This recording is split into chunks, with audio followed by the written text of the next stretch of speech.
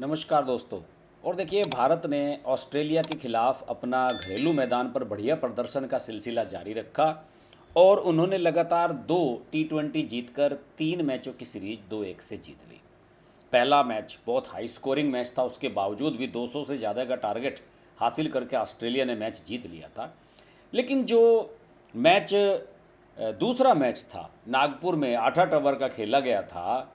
उसके बाद भारतीय टीम का जो सारा का सारा क्या कहना चाहिए, एक एटीट्यूड है और सीरीज को जीतने के प्रति गंभीरता है, वो अलग लेवल पर पहुंच गई थी। रोहित शर्मा ने उसमें ज़बरदस्त हिटिंग की थी और मैच को पहुंचाया था। फिर डीके आए थे अपने, जो इस समय के शायद टीम के सबसे बड़े स्टार बन चुके हैं। सरप्राइजिंग खिलाड़ी, 2 बॉल पर आए थे, एक चौकर एक छक्का मारकर आखिरी ओवर में मैच जिता दिया था उन्होंने, दूसरा T20। लेकिन ये तीसरा जो T20 था, पूरा खेला गया और इसमें जो भारत की जीत थी वो हर लिहाज से इम्पोर्टेंट थी, क्योंकि इसके बाद ही भारत ने सीरीज जीती। और इस सीरीज जीतने के साथ साथ उन्होंने ऑस्ट्रेलिया के खिलाफ अपने होम ग्राउंड पर कभी न हारने का रिकॉर्ड भी कायम रखा है। ये एक बड़ी कामयाबी है भारत की, जो वर्ल्ड चैंपियन के खिलाफ वो लगातार बनाए रखते हैं। इस मैच में विराट कोहली ने शानदार रन बनाए और विराट कोहली जो अपनी फॉर्म की तलाश कर रहे हैं सही मायनों में, जो उन्होंने वो शतकीय पारी खेली थी उसके बाद इस मैच में उस तरह की पारी वो खेलते हुए नजर आए।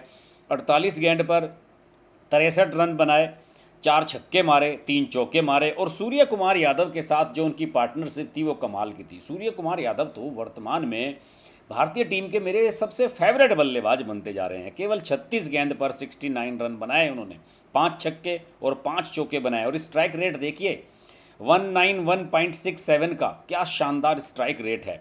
तो आप समझ लीजिए कि जीत तो सुनिश्चित कर दी थी इसी जोड़ी ने। हर विराट कोहली इसमें एंकर की भूमिका निभा रहे थे और एक तरफ छोर संभाले हुए थे और दूसरी तरफ जो टारगेट था उसको अचीव करने के लिए जो रन रेट की ज़रूरत थी उसको मेंटेन कर रहे थे सूर्य कुमार यादव। और दोनों खिलाड़ी हालांकि भारत को जीत तक पहुंचाने से पहले ही चले गए बाहर, लेकिन बाद में हार्दिक पांड्या आए अपने और 16 गेंद पर 25 रन पर नॉट आउट रहे, 1 छक्का और 2 चौके लगाए उन्होंने। और इस मैच में सबसे खास बात क्या रही, अक्षर पटेल की गेंदबाजी। लगातार तीनों मैचों में उन्होंने शानदार गेंदबाजी की और अपनी गेंदबाजी के दम पर उन्होंने जो दबदबा अपना बना कर रखा है, उन्होंने साबित कर दिया कि वर्ल्ड कप में ऑस्ट्रेलिया में वो सबसे घातक गेंदबाज साबित हो सकते हैं और भारतीय टीम को उन पर सबसे ज़्यादा भरोसा करना चाहिए। जब दोनों तरफ के गेंदबाज बुरी तरह से पिट रहे थे, किसी को कोई फास्ट बॉलर है, स्पिनर है, सबकी पिटाई हो रही थी, ऐसे में ऐसी एक्यूरेट बॉलिंग करना। और जिस मैच में जो 8-8 ओवरों का हुआ था उसमें तो कमाल की गेंदबाजी इन्होंने की थी और अंतिम मैच में भी इन्होंने बढ़िया बॉलिंग की और इसलिए सबसे ज़्यादा विकेट लिए और मैन ऑफ द सीरीज बने इस सीरीज में। इसके लिए कल के मैच के बारे में थोड़ा सा जानकारी के लिए डबल डिस्प्ले में चलते हैं दोस्तों। और देखिए, कल का जो स्कोर बोर्ड था उसको तरफ ज़रा ध्यान से देखिए।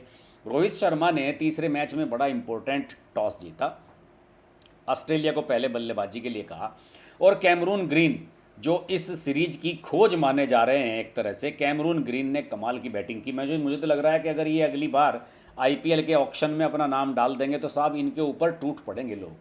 ओपनिंग बैट्समैन, धुआंधार बैट्समैन, देखिए 21 बॉल पर 51 रन, 3 छक्के 7 चौके, समझ रहे हैं ना आप, क्या गजब की इन्होंने बैटिंग की। और उसके बावजूद इनको ओपनिंग बॉलिंग भी दी गई है, यानी कि फास्ट बॉलिंग भी कर, उन्होंने हार्दिक पांड्या को बड़ा परेशान किया अपनी शॉर्ट गेंदों से और इन्होंने बढ़िया शुरुआत दे दी। हालांकि Aaron Finch, Steven Smith, Glenn Maxwell जैसे महत्वपूर्ण खिलाड़ी इनके जल्दी आउट हो गए और ऑस्ट्रेलिया ने शुरू में ही इतनी ज़बरदस्त एवरेज पकड़ ली थी कि लगभग शुरू के पावर प्ले में 12-13 का एवरेज लेकर चल रहे थे। लेकिन बीच के ओवरों में जब अक्षर पटेल आए उसके बाद चीज़ें बदली।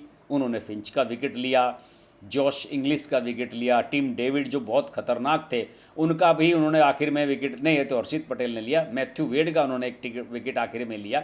हर्षित पटेल ने तो उन्हें बाउंड्री पर कैच कराया था और टिम डेविड की वजह से ही तो ये स्कोर यहाँ तक पहुँचा। 54 रन जो 27 गेंदों पर उन्होंने आखिर में खेले, तो ऑस्ट्रेलिया ने अच्छा खासा स्कोर बना लिया था 20 ओवर में 186 रन का 7 विकेट पर। लेकिन मैं आपको बताऊं, मेरे हिसाब से जैसी ऑस्ट्रेलिया की शुरुआत हुई थी उस हिसाब से ये कम से कम 20-25 रन कम थे। इनका स्कोर निश्चित रूप से 200 से ऊपर होना चाहिए था और अगर ये 200 से ऊपर स्कोर रहा होता तो आप समझ सकते थे कि भारत के लिए सीरीज जीतना आसान नहीं होता। और देखिए, गेंदबाजी में अक्षर पटेल अलग ही चमक रहे हैं, 3 विकेट लिए 33 रन देकर 4 ओवर में। और कमाल कर देखिए, जसप्रीत बुमराह जो हमारे सबसे भरोसेमंद गेंदबाज हैं, लंबे समय बाद कमबैक कर रहे हैं, उनको देखिए 4 ओवर में 50 रन पड़े। भुवनेश्वर कुमार जिन्हें हम ऑस्ट्रेलिया में अपना मेन बॉलर मानकर ले जा रहे हैं, 3 ओवर में 39 रन पड़े। लेकिन युजवेंद्र चहल को देखिए साहब, चतुर चालाक चहल 4 ओवर में 22 रन, 1 विकेट। ये भी एक शानदार गेंदबाज हैं। हर्षल पटेल ने भी मुझे लगता है कि अच्छी गेंदबाजी की, 2 ओवर में 18 रन, कोई इतना बुरा नहीं है। लेकिन शुरुआत भारत की उस तरह की नहीं रही। हमारे दोनों ओपनर जल्दी चले गए। केएल राहुल केवल 5 के स्कोर पर आउट हो गए। पहली ही ओवर की जो अंतिम गेंद थी उस पर आउट हुए। रोहित शर्मा चौथे ओवर में चले गए, 30 रन का उस समय स्कोर था। लेकिन तब आए विराट कोहली हल्ले गुल्ले के साथ, और विराट कोहली ने और सूर्य कुमार यादव ने स्कोर को 134 तक पहुंचाया और 14वें ओवर की अंतिम गेंद पर आउट हुए सूर्य कुमार यादव।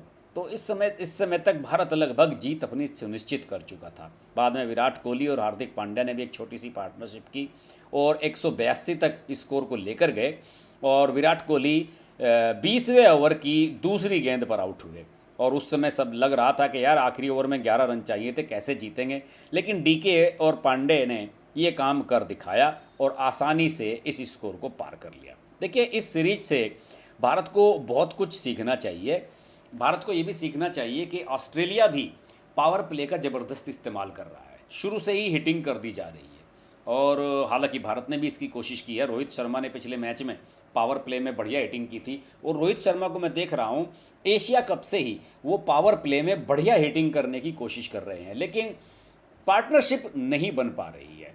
उन्हें और केएल राहुल को ये सोचना होगा कि उन्होंने 6 ओवर खेलना है, स्कोर भी बनाना है लगभग 50-60 रन का, और इसके अलावा कोशिश ये करनी है कि एक से ज़्यादा विकेट ना जाए, दोनों में से एक टिका रहे। वरना ऐसा हो जाता है कि दोनों आउट हो जाते हैं, फिर दोनों नए बल्लेबाज आ जाते हैं, तो विराट कोहली या फिर उनके बाद आने वाले सूर्य कुमार यादव पर अतिरिक्त दबाव चला जाता है। लेकिन इस सीरीज में भारत ने ओवरऑल बहुत बढ़िया प्रदर्शन किया, बहुत अच्छी बैटिंग दिखाई, बहुत अच्छी गेंदबाजी दिखाई, और वर्ल्ड कप के लिए हमें कुछ पॉजिटिव्स इस सीरीज से मिलते हुए नजर आए। अब 28 सितंबर से 3 मैचों की सीरीज शुरू हो रही है दक्षिण अफ्रीका के खिलाफ। वो भी एक अच्छी ग्रैंड रिहर्सल हो सकती है वर्ल्ड कप से पहले। इस पर भी हमारी नज़र बनी रहेगी, इसका भी रिव्यू मैं आपके लिए करता रहूँगा। आप जुड़े रहिए मेरे साथ। और मेरे क्रिकेट के कोशिश करता हूँ यार क्रिकेट के मैं रिव्यूज़ अच्छे करूँ, और अगर आपको मेरे रिव्यूज़ अच्छे लगते हैं प्लीज़ अपने दोस्तों के साथ इनको शेयर कर दीजिएगा, वीडियो को लाइक कर लीजिएगा, और चैनल को अगर अब तक सब्सक्राइब नहीं किया है तो सब्सक्राइब ज़रूर कर लीजिएगा। क्योंकि यार हमारे लिए तो आप सब लोग ही हमारी सोर्स ऑफ एनर्जी हैं। हम आपके लिए ही तो करते हैं। बॉलीवुड पर भी बात कर लेते हैं, राजनीति पर भी बात कर लेते हैं, क्रिकेट पर भी बात कर लेते हैं। अगर ये वीडियो अच्छा लगे तो इसको अपने दोस्तों के साथ शेयर करना मत भूलिएगा। अगले वीडियो में भारत और दक्षिण अफ्रीका की जो सीरीज है उसका रिव्यू भी लेकर आएंगे, उस पर भी चर्चा हमारी होती रहेगी। जुड़े रहेंगे आपके साथ, तब तक के लिए नमस्कार। Hi, this is Pooja Bedi, and I'd like to say that I'm deeply grateful to Harsh for his wonderful, wonderful and courageous reporting, and the fact that he always stands up for what he thinks is right. Thank you, Harsh, for all the support and all the love, and rock on. Everyone who's watching this, don't hesitate to press the like, share, subscribe button on his channel.